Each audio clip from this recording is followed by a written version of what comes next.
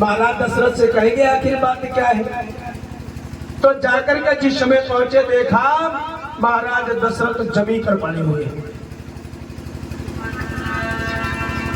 मंत्री सुमंत ने कहा कि मैया ये क्या है, आप तो नाम का रात तिलक होगा जी, ऐसे कैसे प्रभु पड़े हुए हैं महाराज।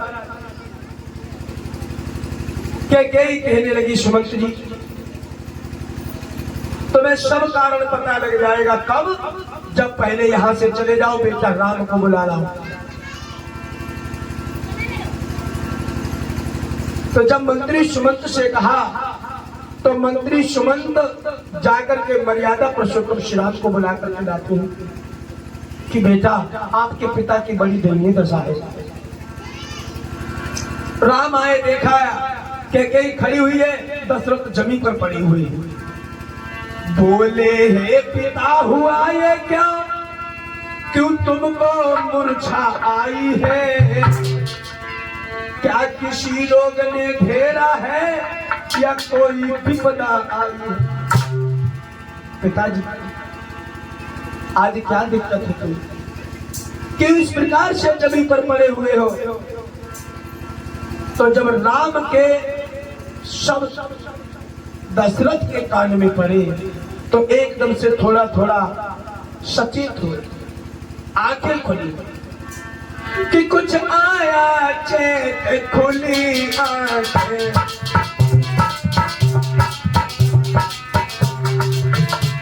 फिर एक श्वास मुख से निकला,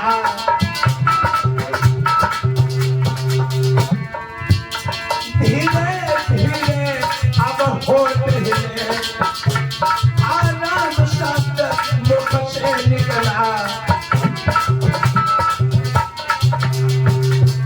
और जैसे दशरथ ने राम को देखा, बेटे की प्यारी छवि बिहार अच्छी प्रकार भरली आंखें, आशीष आंखों आंखों में दे, फिर वही बंद करनी आंखें।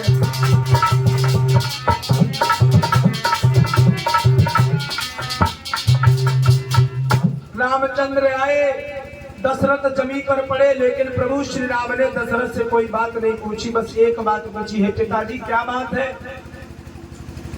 तुम्हें मूर्छा क्यों आ गई, कल तो तुम बड़े हचपट थे लेकिन आज बात क्या है, क्यों करा रहे हो, क्या कारण है, क्यों रो रहे हो। और आप तो कहते थे कि धीरज रखो धैर्य रखो आपत्ति समय में, अब तुम फिर इस प्रकार से पड़े हुए हो। तो महाराज दशरथ कराहने लगे। राम ने पिता से पूछा जरूर, लेकिन तुरंत कैकेयी के पास गए, बोले मैया एक बात बताओ, हमारे पिताजी मूर्छाबंद क्यों हो गए और हमारे पिताजी को मूर्छा क्यों आ गई, आखिर बात क्या है। राम चाहते तो डायरेक्ट दशरथ से पूछ सकते थे, लेकिन पिता से माता का दर्जा ऊंचा है, इसलिए राम ने पिता से नहीं माता से पूछा, कैकेयी से पूछा कि भैया तुम्हें तो सब कुछ पता है, बताओ पिताजी मूर्छाबंद क्यों हो गए।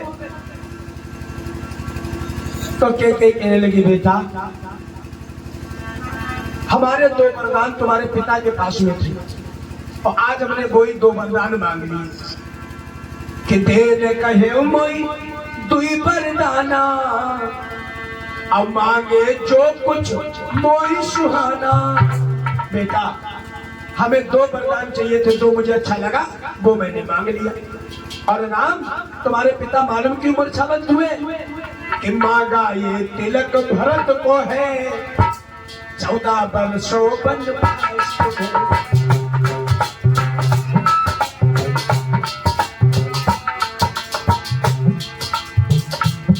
हमने ये राज तिलक भरत के लिए मांगा, तुम्हारे लिए 14 वर्षों का वनवास।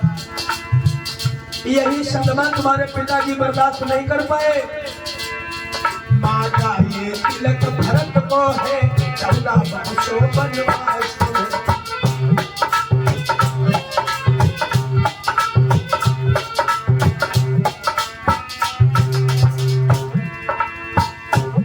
ये सुन के मूर्छा बंद हुए, दीक्षा दी रखे,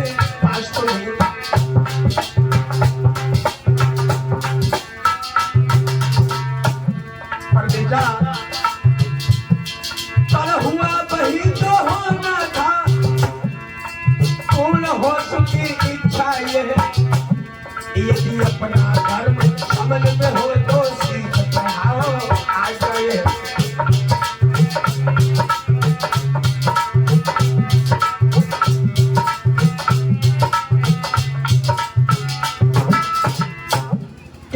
कहने लगी बेटा दो वरदान तुम्हारे पिता के पास में था तो मैंने दो वरदान मांग लिए।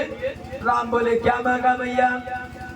बोले पहले वरदान में भरत के लिए राजगद्दी और दूसरे वरदान में तुम्हारे लिए 14 वर्षों का वनवास। बस यही बात से तुम्हारे पिताजी मूर्छावंत हो गए। तो राम कहने लगे मैया बस इतनी सी बात में पिताजी मूर्छावंत हो गए? क्यों हो गए? मैं वनवास के लिए तो जा रहा हूं, ऐसा तो नहीं मैं लौट के नहीं आऊंगा। और माँ वो बेटा बड़ा भाग्यशाली माना जाता है जो अपने माता पिता की आज्ञा का पालन करता है। तेई जननी सोई सुत बड़ भागी, जो पितु मात बचन अनुरागी। जो अपने माता पिता की आज्ञा का पालन करता है वो बेटा बड़ा भाग्यशाली माना गया है।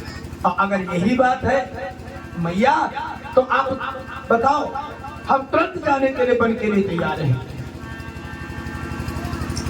तो केकेश कहने लगी बेटा हमें तुमसे यही उम्मीद थी, अब ऐसा करो अपनी मैया से कौशल्या से आज्ञा ले आओ बन जाने की। इसलिए राम तुम बन जाने की तैयारी करो, लेकिन एक बात याद रखना, बन जाने से पहले हमसे मिलकर के जाना। क्यों? क्योंकि ये राजसी वस्त्र पहन करके वन में नहीं जाना है।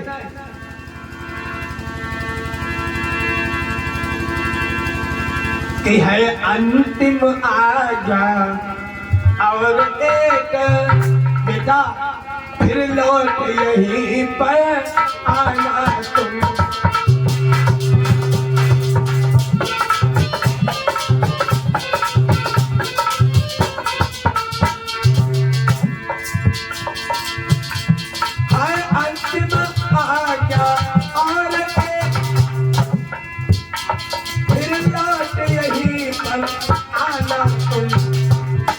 मैं पल पल मंगाती हूँ वो पहन बनी को जाना तुम।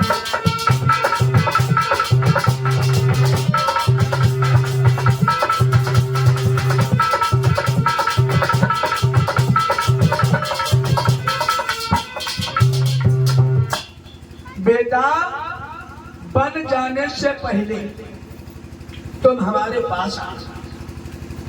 अब मैं तुम्हारे लिए बनकर वस्त्र मांगती हूँ, वो पहन करके फिर बनी को चले जाना। तो राम बोले